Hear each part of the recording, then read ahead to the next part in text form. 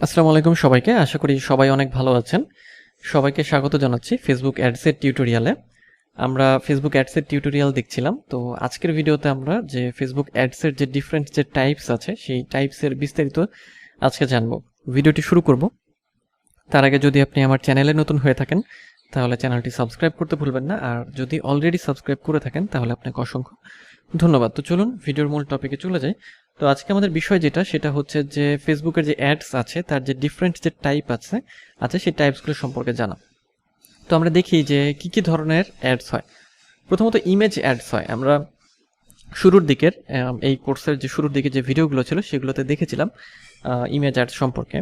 তো সেই ভিডিও যদি দেখে না থাকেন তাহলে আপনি আই বাটনে পেয়ে যাবেন আগের ভিডিওগুলো, বা ডিসক্রিপশনেও পাবেন, এবং একই সাথে আমার চ্যানেলের প্লে লিস্টও পেয়ে যাবেন। সেগুলো দেখে আসলে আজকের যে ভিডিও এটা বুঝতে আপনার অনেক সুবিধা হবে। তো সম্পর্কে জানি, তো ইমেজ অ্যাডসটা আসলে কি? ইমেজ অ্যাডস বলতে বোঝায় যে বিভিন্ন রকম ইমেজ বা স্টিল পিক বা পিকচার দিয়ে অ্যাড তৈরি করা। ওকে, সো এই ইমেজ অ্যাডসের ক্ষেত্রে যেটা বলা হয়, image ads consist of a single static image with a accompanying text. অর্থাৎ ইমেজ শুধু থাকবে এরকম না, ইমেজের সাথে আমাদের টেক্সটও থাকতে পারে। অর্থাৎ ইমেজ এবং ইমেজের মধ্যে কিছু টেক্সট লিখে দেওয়া, এরকম অ্যাডগুলোকে ইমেজ অ্যাড বলা হয়। ওকে, তো এখানে যে বিষয়টা গুরুত্বপূর্ণ, যদি ইমেজ অ্যাডস আপনি তৈরি করেন সেক্ষেত্রে আপনার ইমেজ অ্যাডসের জন্য যে রিকমেন্ডেড যে ইমেজ সাইজ সেটার পিক্সেল কত হবে সেটা জানতে হবে। পিক্সেলটা হবে 1200 × 628 পিক্সেল।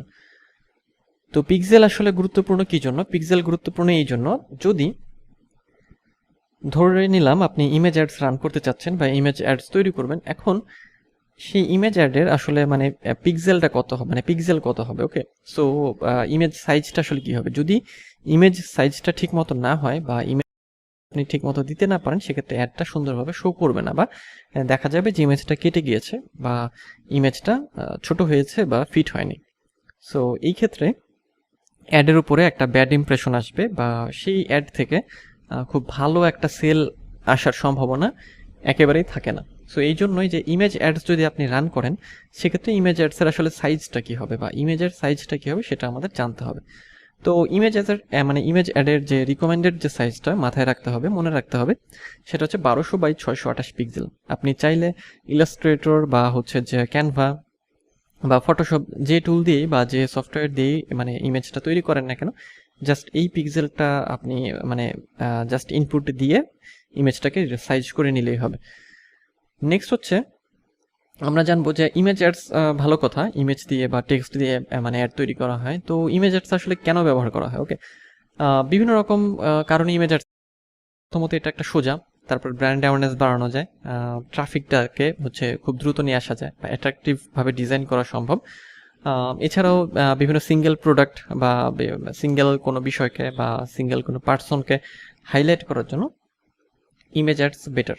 ওকে, সো নেক্সট হচ্ছে ভিডিও অ্যাডস। ভিডিও অ্যাডস সম্পর্কে আমরা জানি, ভিডিও অ্যাডটা হচ্ছে যে ছোট ছোট ভিডিওর মাধ্যমে অ্যাডটাকে তৈরি করা। যখন আমরা ফেসবুক স্ক্রল করি কিছু কিছু অ্যাড আমাদের সামনে আসে যেগুলো হচ্ছে ভিডিও অ্যাড, এবং ওই ভিডিও অ্যাডগুলোর নিচে স্পন্সর্ড লেখা থাকে। তো স্পন্সর্ড লেখা মানেই হচ্ছে ওটা হচ্ছে অ্যাড রান করা হয়েছে। ওকে, তো ভিডিও অ্যাডের ক্ষেত্রে যেটা বলা হয় বা সবচেয়ে গুরুত্বপূর্ণ যেটা, যে বর্তমান সময়ে সবচেয়ে জনপ্রিয় বিষয় হচ্ছে ভিডিও এবং ছোট ছোট ধরনের ভিডিওগুলো, যেমন হচ্ছে ইউটিউবের শর্টস বা ইনস্টাগ্রামের রিলস বা ফেসবুকের রিলস, এইরকম আর কি, বা টিকটকের যে ভিডিওগুলো শর্ট ভিডিওগুলো। তো এইরকম শর্ট ভিডিওর ধারণা থেকে অ্যাডগুলোর মধ্যেও শর্ট একটা কনসেপ্ট চলে এসেছে। সো বেটার যে যে বিষয়টা সেটা হচ্ছে যে আপনি যদি ভিডিও অ্যাড রান করতে চান সেক্ষেত্রে আপনি ছোট ছোট ভিডিও তৈরি করতে পারেন বিভিন্ন রকমের প্রোডাক্টের। ওকে, কারণ ছোট যে ভিডিও অ্যাডগুলো বা ছোট ভিডিওগুলো এগুলোর হচ্ছে ভিউ হয় বেশি। সো যত বেশি ভিউ হবে বা যত বেশি অডিয়েন্সের সামনে যাবে তত বেশি পরিমাণে সেল আসার সম্ভাবনা বাড়বে। তো এই যে ভিডিওটা তৈরি করতে গেলে তো ভিডিওর আসলে অ্যাসপেক্ট রেশিওটা কী হবে সেটা একটু মাথায় রাখতে হবে। সেটা হচ্ছে অ্যাসপেক্ট রেশিও হবে, এটা হচ্ছে 16:9 অথবা 9:16। ওকে, সো এই দুটো রেশিওর মধ্যে যে কোনো একটা রেশিও আপনি ব্যবহার করতে পারেন, যখন যেটা প্রয়োজন হবে। হ্যাঁ, এটা হচ্ছে লম্বালম্বি, যে এরকম সাইজের, আর এটা হচ্ছে ল্যান্ডস্কেপ এরকম। ওকে, ভিডিও অ্যাডস সম্পর্কে আসলে গুরুত্বটা আসলে বলে শেষ করানো যাবে না বা করা যাবে না। আসলে বর্তমান সময়টা হচ্ছে যে ভিডিওরই যুগ, মানুষ ছোট ছোট ভিডিও দেখতে পছন্দ করে বা বড় ভিডিও।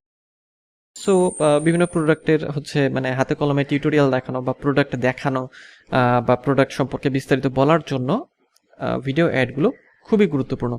সো মনে রাখবেন যে অ্যাসপেক্ট রেশিওটা হচ্ছে 16:9 অথবা 9:16। ওকে, সো দুটোর মধ্যে যে কোনো একটি আপনি ব্যবহার করতে পারেন আপনার অ্যাডগুলো তৈরি করার ক্ষেত্রে, যখন যেটা প্রয়োজন মানে যে অ্যাসপেক্ট রেশিও প্রয়োজন তখন সেটা আপনি ব্যবহার করবেন। ওকে, নেক্সট হচ্ছে ক্যারোসেল অ্যাডস। ক্যারোসেল অ্যাডস বলতে আসলে কি বোঝায় সেটা আমরা প্রথমে একটু বুঝি। সেটা হচ্ছে যে ক্যারোসেল অ্যাডস বলতে বোঝায় যে অনেকগুলো ছবি একসাথে অ্যাড করে কোনো একটা অ্যাড তৈরি করা বা অনেকগুলো ভিডিও অ্যাড করে একটা ভিডিও মানে অ্যাড তৈরি করা। ওকে, সো অনেক সময় দেখা যায় যে একটা প্রোডাক্টের অনেক রকম ভ্যারিয়েন্ট থাকে বা অনেক রকমের ভার্সন থাকে বা অনেক রকমের সাইজ থাকে। তখন কি হয় যে ওই সবগুলো সাইজকে অ্যাড করেই একটা অ্যাড তৈরি করা হয়। ওকে, সো এটাই হচ্ছে ক্যারোসেল অ্যাডস। যেমন মাল্টিপল প্রোডাক্ট দেখানোর জন্য, হ্যাঁ, প্রোডাক্টকে হাইলাইটিং করার জন্য, অথবা প্রোডাক্টের সিরিয়াল বোঝানোর জন্য, অথবা স্টেপ বাই স্টেপ আসলে প্রোডাক্ট আসলে কেমন বা প্রোডাক্টটা ব্যবহার করলে কি কি সুবিধা হবে ইত্যাদি বিষয়গুলো বোঝানোর জন্য এই ক্যারোসেল অ্যাডসটাকে ব্যবহার করা হয়। সো এটা একটা বেটার একটা অ্যাডস। আমরা দেখি যেটা যে ফেসবুক যখন স্ক্রল করি আমরা তখন কিছু অ্যাডস আমরা দেখি যেটাতে থাকে +6 অথবা +6 মোর ইত্যাদি রকমের বিভিন্ন রকম অ্যাড আমাদের সামনে কিন্তু চলে আসে, সেগুলোকে হচ্ছে ক্যারোসেল অ্যাডস বলা হয়। ওকে, সো যখন আপনারা স্ক্রল করবেন দেখবেন যে এরকম বিভিন্ন রকম অ্যাডস আপনারা পাবেন। ওকে, সো নেক্সটে আমরা চলে যাই। নেক্সট হচ্ছে স্লাইড শো অ্যাডস। স্লাইড শোটা কি?